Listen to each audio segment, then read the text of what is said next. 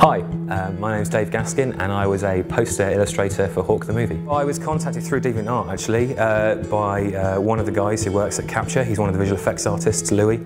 I had a look at their website, the Hawk the movie website, and just looking at the still photographs and watching the initial trailer, it became quite clear that it was, it was very stylistic, and there was something about it that interested me basically. On further discussion with Matt, the producer, they name-dropped Drew Struzan, who is one of my absolute heroes. He did a lot of the poster art for sort of the classic 80s films, Star Wars, Back to the Future, Indiana Jones, a lot of which I have on my wall at home, so I couldn't say no. I think I was contacted the tail end of January.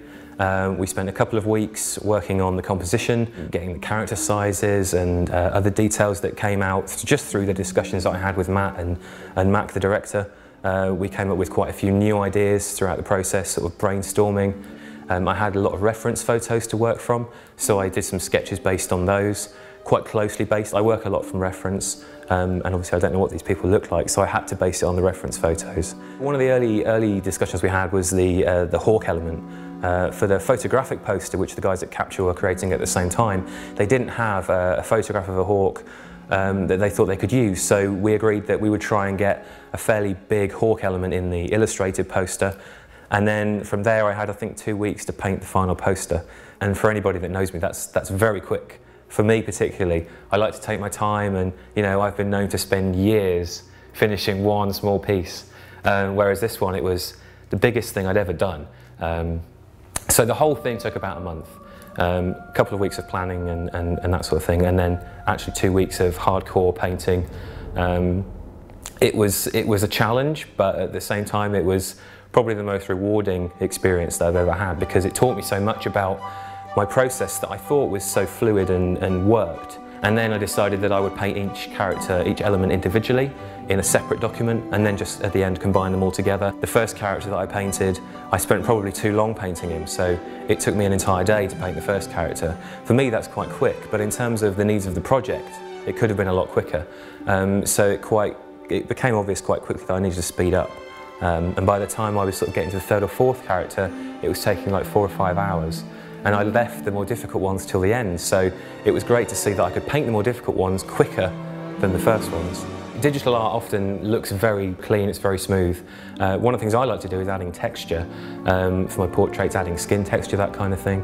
Another idea that we came up with was trying to make it look almost like a traditional painting. So we added a canvas texture, sort of again to push that traditional element and make people look at it up close and really question whether it is, traditionally painted with traditional media or if it is digital. For me, seeing it at the BAFTA premiere was it was quite overwhelming actually, because I'd spent a month of intense work looking at stills from the film, and all I'd seen was the trailer. I didn't have the opportunity to see the film because I was advised that it would be better on a big screen, and it really is. I could have seen it on a little sort of QuickTime video, but I didn't want to do that. I wanted to, wait for the full Hawk experience. And it was really worth the wait because it's epic. I mean, the setting in Wales and the mountains of Snowdonia, they're epic enough, but seeing everything moving together and the music was fantastic. It reminded me quite a bit of Lord of the Rings and Pan's Labyrinth in terms of its use of landscape and music as well. The poster is going to be available on, I think, through DeviantArt, through the print system on there. So yeah, that'll be the place if you want your own copy of the poster, which is, I have to admit, it is pretty cool. If you want your own copy, you can go to DeviantArt. I'm on there as Biker Scout. I think there's links on the Facebook group, and yeah, so it'll be in a variety of sizes. Get it on a mug if you like, or a mouse mat perhaps. But the poster, I have to say, the poster does look great when it's, when it's framed properly and it's on the wall.